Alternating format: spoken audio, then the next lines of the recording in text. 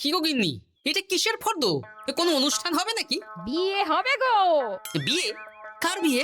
ভগবান শিবের সাথে দেবী পার্বতীর বিয়ে। সামনেই শিবরাত্রি, মনে নেই? হ্যাঁ, তা মনে আছে, কিন্তু এই ফর্দটা কি জন্য গিন্নি?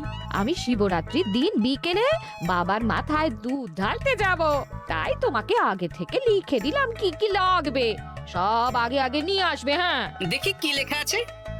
দুধ 1 সের, গঙ্গা জল, নারকেল, ঘি, মধু, দই, সন্দেশ, রসগোল্লা, আকন্দ ফুলের মালা, ধূপ, মোমবাতি, 108টা বেলপাতা, ধূত্র ফুল, নীলকণ্ঠ ফুল, লাল পাড় সাদা পাটের শাড়ি।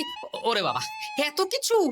হুম, এখন ওরে বাবারে মারে কিছু চলবে না, চলবে না। আর আগে থেকে লিখে দিয়েছি, আমি কোনো বায়না শুনবো না। হ্যাঁ, যদি না নিয়ে আসো তাহলে কিন্তু চলে যাব। হ্যাঁ, বলি, শিবরাত্রির দিন তো মেয়েরা বাবার মাথায় দুধ জল ঢালে বাবার মতন স্বামীর কামনায়। তা আমি তোমার স্বামী তো উপস্থিত, তাই এত কিছু। তোমার মঙ্গল কামনায় গো।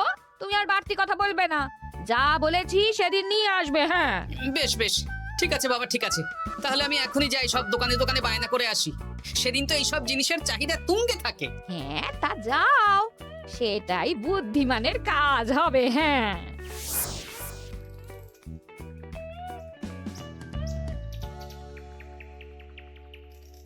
আরে এই তো পুটির বাবা, সকালে রাজসভায় গিয়েছিলে কিন্তু তেমন কোনো কথা হলো না। হ্যাঁ গোপাল দাদা, এখন কি যে করি। ঠিক আছে ঠিক আছে, আমি দেখছি কি ব্যবস্থা করা যায়, বুঝলে। ঠিক আছে গোপাল দাদা, একটু দেখো, বুঝতেই তো পারছো অভাবের সংসার। হ্যাঁ হ্যাঁ, কোনো চিন্তা করো না।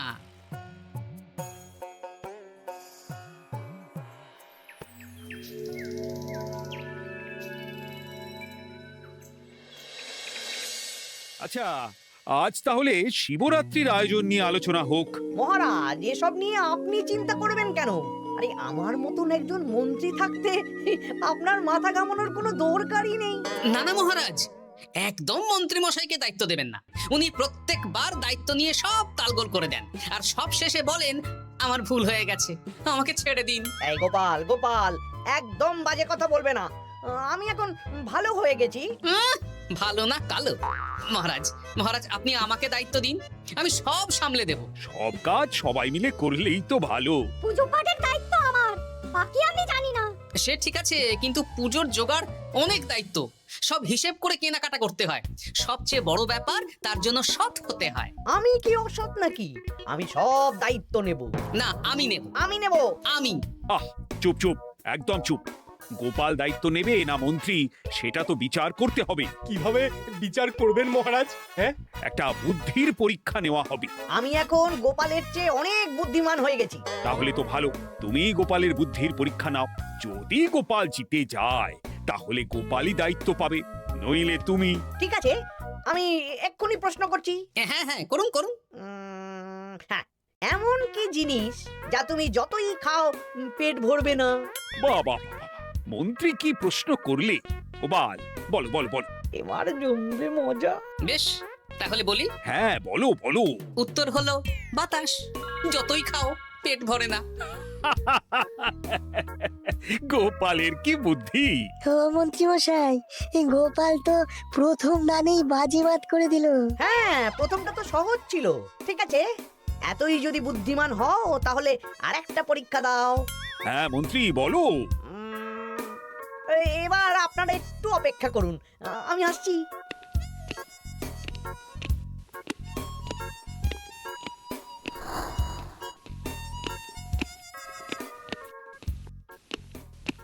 এই তো মন্ত্রী এসে গেছে, আবার হাতে একটা খাঁচা। এই নাও গোপাল, এই খাঁচায় একটি অদৃশ্য মুরগি আছে। তুমি যদি বুদ্ধিমান হও তবে এর মাংস রান্না করে আজ নৈশভোজে মহারাজকে খাওয়াতে হবে। যদি না পারো, দায়িত্বের দও পাবে না। বেশ, তাহলে দিন, আমি রাতেই আসছি, রান্না করে নিয়ে আসছি। আপনারাও সবাই হাজির থাকবেন কিন্তু। এই সেরেছে, গোপাল যে এখনো এলো না। গোপাল নির্ঘাত ফেসেছে। এই তো চলে এসেছি। এ কি গোপাল, তুমি তো খালি হাতে। মাংসের ঝোল রেঁধেও এনেছি। কই গোপাল, অদৃশ্য মুরগির ঝোল কোথায়? হ্যাঁ, কোথায় গোপাল? আহ, মহারাজ, অমন সুস্বাদু মুরগি আমি আগে কখনো খাইনি। আমি সেটা রান্না করে রাজপ্রাসাদের প্রধান ফটকের বাইরে রেখে এসেছি। মস্করা হচ্ছে, চলুন তো গিয়ে দেখি। হ্যাঁ চলো তো।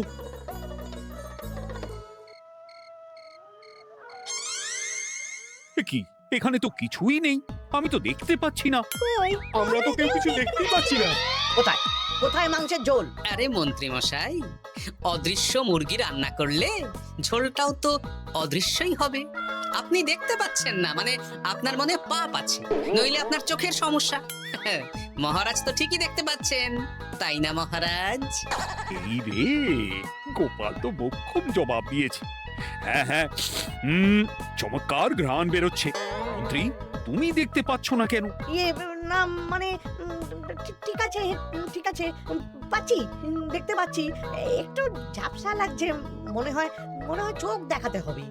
তার মানে গোপাল তো মন্ত্রী মশাইকে পর পর দুবার হারালো। আর একটা সুযোগ দিন মহারাজ, শেষ সুযোগ। বেশ, দিলাম। গোপালের কিন্তু বিশাল বুদ্ধি। মন্ত্রী, দেখো তো তুমি পারো কিনা, আর এটাই শেষ সুযোগ। মহারাজ, গোপাল যদি এতই বুদ্ধিমান হয়, তবে ও কি বলতে পারবে কাল ভোরে আমার মনে প্রথম কোন চিন্তাটা আসবে? এটা তো খুবই সহজ কথা। কাল ভোরে আপনার মনে প্রথম চিন্তা আসবে মহারাজ যেন দীর্ঘজীবী হন এবং রাজ্যের উন্নতি হোক। এই সেরেছে, এবার তো মহা ফাপড়ে পড়লাম। আমি যদি বলি না, এটা আমার চিন্তা ছিল না, তবে মহারাজের কাছে গর্দান যাবে। আর যদি বলি হ্যাঁ, তবে গোপালের বুদ্ধির কাছে আমাকে হার মানতে হবে। কি মন্ত্রী, বলো। হ্যাঁ, ঠিক বলেছ গোপাল, এটাই আমার চিন্তা ছিল। সাবাস গোপাল, সাবাস, কি তীক্ষ্ণ বুদ্ধি। তাহলে এই বুদ্ধির পরীক্ষায় বিজয়ী হলো গোপাল। জয় গোপালের জয়। তাহলে শিবরাত্রির পুজোর আয়োজনের দায়িত্ব এবার গোপালের। আমার আর কোনো চিন্তা রইল না। মহারাজ, গোপাল তো সব দায়িত্বই পেল, আমাকেও কিছু একটা দায়িত্ব দিন। আমিও একটা ঈশ্বরের সেবা করার সুযোগ চাই। আহ, তুমি তো হেরে গেলে। তাতে কি, ভালো কাজ করতে চাইছি, একটু সুযোগ দিন মহারাজ। বেশ, তাহলে তুমি গ্রামবাসীদের ভোগ প্রসাদ খাওয়ানোর দায়িত্বটা নাও। ধন্যবাদ মহারাজ। হ্যাঁ মন্ত্রী, মিলেমিশে কাজ করো, কিন্তু ঝামেলা করো না। না না, আমি সুষ্ঠুভাবে পালন করব। ঠিক আছে মন্ত্রী মশাই, তাহলে ওইটুকুই করুক, কিন্তু আমার কাজে কোনো বাধা দিতে আসবেন না। না না না, তোমার কাজে কোনো বাধা আসবে না। আমি ভোগ প্রসাদ বিতরণ, খাওয়া দাওয়া, এই সব ব্যাপারটা দেখব।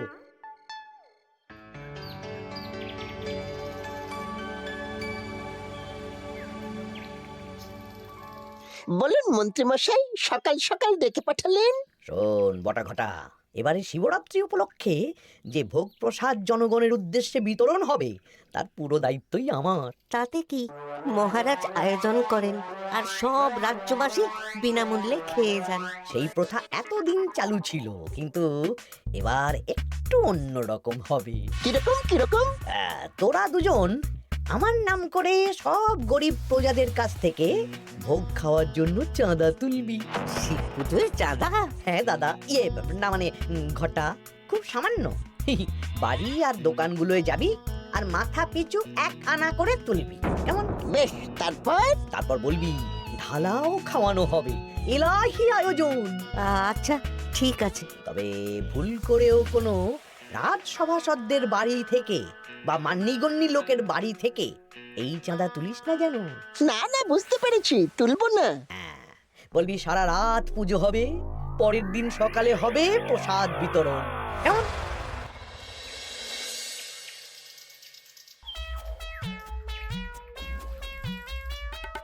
বলা, এবারে শিবরাত্রি উপলক্ষে যে পূজা হবে তার ভোগ প্রসাদ খাবে তো?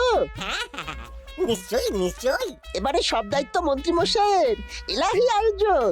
তা তোমাদের বাড়িতে কতজন সদস্য? আমি আর আমার গিন্নি 2 জন। তাহলে 2 আনা দাও, 1 আনা করে 2 জন। আবার অর্থ দিতে হচ্ছে? হ্যাঁ, এলাহি আয়োজন, তাই এই সামান্য অনুদান। আচ্ছা বেশ, এই নাও 2 আনা। চিন্তা করো না ভোলা, এমন খাওয়ানো হবে না। রাতের বেলা শিব পুজো আর পরের দিন সকালে জীব পুজো। বাবা বাবা বাবা। সব দোকানে দোকানে আমি যাচ্ছি, আর তুই লোকজনের বাড়ি বাড়ি যা। বেশ। রে কত হলো? অনেক হয়েছে মন্ত্রী মশাই, এই দেখুন। বাবা বাবা বাবা, ইহি, এক আনা করে নিয়ে নিয়েই তো থলে ভরে গেছে। হ্যাঁ, এবার হবে মাছের তেলে মাছ ভাজা। মহারাজও ভোগের আয়োজনের জন্য আজকে মোহর দিয়ে দিয়েছেন। তার মানে তো আপনার মুনাফাই মুনাফা, লাভই লাভ। আমাদেরকেও কিছু দিন। দেব দেব, এখনো কাজ বাকি আছে।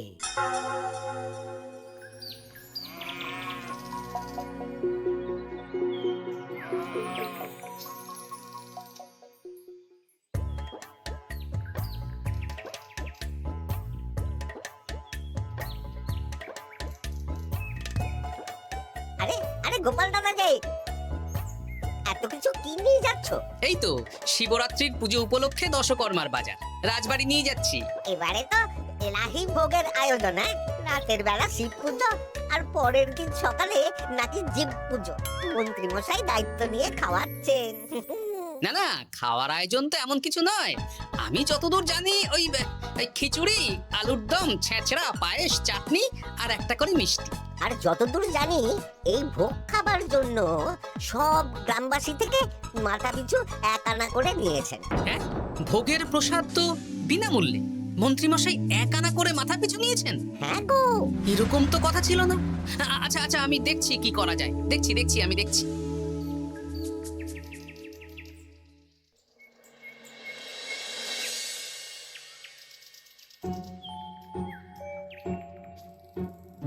ভায়া, বলছি তোমার কাছে মন্ত্রীমশাই এসেছিলেন? হ্যাঁ, চালের বায়না করে গেলেন। তা কি চালের বায়না করলেন? খুবই সাধারণ চাল, আমার দোকানে সবচেয়ে কম দামি চাল বলতে পারো। সে চাল তো আমি পুজোর দিন পাঠিয়ে দেব বলেছি। আচ্ছা, কেনাকাটার রসিদপত্র? না না, সেসব হয়নি, শেষে দেব। শোনো, মহারাজের আদেশ, মন্ত্রীমশাই যে চাল বলেছেন তার থেকে 5 গুণ উৎকৃষ্ট মানের চাল দেওয়া চাই। যে চাল রাজা বাদশারাও খুব কম খান, সবচেয়ে দামি চাল। আচ্ছা, আর ডাল? ওটাও 1 নম্বর মানের সোনামুখ দেবে। বেশ। মন্ত্রীমশাই যা যা বায়না দিয়েছেন পরিমাণ এক থাকবে, শুধু জিনিসপত্রের মান বাড়বে। ঠিক আছে? আচ্ছা ঠিক আছে। আর একথা মন্ত্রীমশাইকে জানানোর দরকার নেই, শুধু মোহরটা ওনার কাছ থেকে আদায় করে নিন। যেদিন খাওয়ানো হবে সেদিন বিকেলে যাবে, মানে শিবরাত্রির পরের দিন বিকেল। বেশ।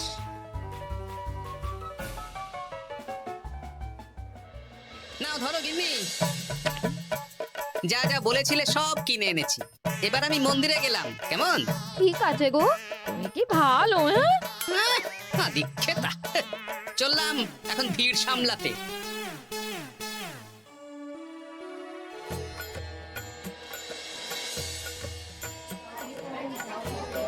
একটু সারিবদ্ধভাবে দাঁড়ান, আপনারও সুযোগ আসবে। বাবা কাউকে ফিরিয়ে দেবে না। দেখো মন্ত্রী, দেখো গোপাল কি সুন্দর ভিড় সামলাচ্ছে। ওকে তো এই জন্যই দায়িত্ব দেওয়া। হ্যাঁ, তাই তো দেখছি। ওম নমঃ শিবায়। হে ভোলানাথ, দেবাদিদেব মহাদেব সকলের কল্যাণ করুন।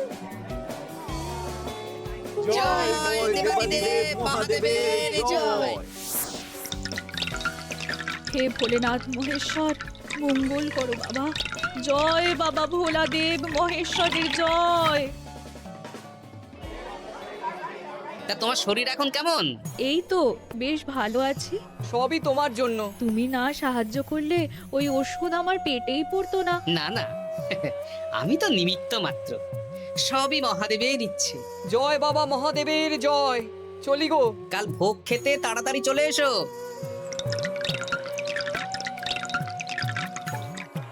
জয় দেবাদিদেব মহাদেবের জয়।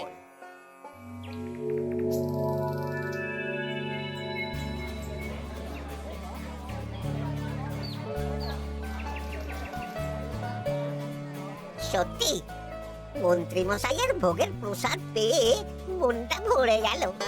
কি সুন্দর রান্না, আর খাবারের গুণমান কি ভালো। তার উপর রসগোল্লা কত বড় বড়। এত বড় রসগোল্লা খাওয়া তো দূর, বাবার জন্মে চোখেও দেখিনি।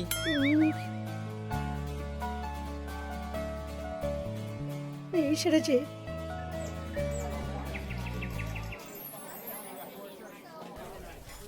এই যে পাচক ঠাকুর, শোনো। বলুন মন্ত্রী মশাই, আজ আমি খুব খুশি। কেন? আপনি মহান। কেন? মানে আপনি যে চাল পাঠিয়েছেন সে চালে রান্না করা আমার স্বপ্ন ছিল। কি গন্ধ, কি গুণমান, রাজা বাদশাদের চাল বলে কথা। আমি তো খুব সাধারণ মানের চাল দিতে বলেছিলাম, 30 আনা সের মূল্যের চাল। কেন, নবাব বাদশাদের ঘরে এই চালটা থাকে। তাই? কোথা থেকে এলো? কেন, চালের দোকান থেকে এসেছে। মিষ্টিও দারুণ, রসগোল্লা তো নয়, যেন যেন একেবারে বড় বড় রাজভোগ। কি আকার, কি গুণমান, কি স্বাদ। আহা, দেখুন দেখুন দেখুন। বাবা, ভোলা এত বড় রসগোল্লা দিয়েছে। ঠিক আছে, যা হচ্ছে হতে দে। আমি তো চিন্তায় পড়ে গেছি।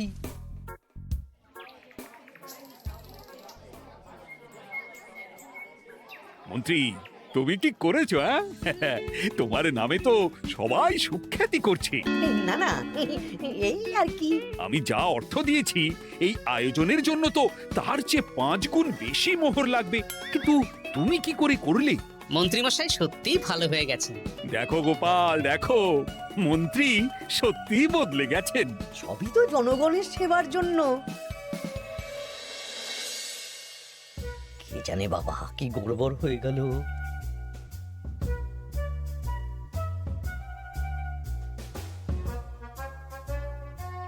মন্ত্রী মশাই, বকেয়া পাওনা নিতে এলাম। আপনার মোট হয়েছে চালের 350 মোহর, মুগ ডালের 250 মোহর, আর মশলাপাতি 100 মোহর। বলো কি? মন্ত্রীমশাই, ওই আপনার মোট বকেয়া 300 মোহর। আর আমার এই 150 মোহর। হ্যাঁ, চলুন মহারাজ, একটু মন্ত্রীমশাইয়ের বাড়ির দিকে ঢু মেরে আসি। চল। চলুন, ওনাকে গিয়ে ধন্যবাদ জানিয়ে আসি। এই না না না, আরে আরে আমি কি করে দেব? আমি কি চন্দ্রমুখী আলু দিতে বলেছিলাম? আমি কি করে দেব? না না, ও আপনাকে দিতেই হবে। হ্যাঁ, কি বলছো মন্ত্রী? তুমি এত ভালো কাজ করেছো, এত বড় মুখ করে সকালে বললে যে সবই জনগণের সেবার জন্য। আরে আমি কিভাবে জানবো যে এত খরচ হয়ে যাবে? কেন মন্ত্রীমশাই, আপনি তো গ্রামবাসীদের থেকে অর্থ নিয়েছেন, মাথা পিছু 1 আনা করে। মানে এসব তো কথা ছিল না। এই ছেড়েছে, গোপাল কি করে জেনে গেল? এসব কথা কি আর চাপা থাকে? আর সেই জন্যই তো আপনি ভালো মানের খাবার খাইয়েছেন। সত্যি তো, যে মানের খাবার খাওয়ানো হয়েছে তা কৃষ্ণনগর কেন, আশেপাশের কয়েকটা নগরের লোকও এই জিনিস চোখে দেখেনি, আর তাই তুমি অর্থ আদায় করেছো। না মানে, আমি বুঝতে পারছি না, আমার অনুমতি ছাড়া এগুলো হলো কি করে? মন্ত্রী মশাই, বকেয়া পাওনা দিন, নইলে খারাপ হয়ে যাবে বলে দিচ্ছি। হয়ে গেল, আমি ভিখারি হয়ে গেলাম। অগিন্নি, মোহরের থলেগুলো নিয়ে এসো, গয়নাগাটি নিয়ে এসো। আমাকে পথে বসিয়ে দিল। কে কে আমার এত বড় সর্বনাশ করলো? আমি মন্ত্রীমশাই, আমি। আপনি যখন চাঁদা তুলে ভালো খাওয়াতে চাইছেন, তাই সবচেয়ে ভালো খাওয়ানোর ব্যবস্থা করে দিলাম, তাও আবার আপনার ঘাড় ভেঙে। আমার সর্বনাশ হয়ে গেল। জয় মহাদেবের জয়।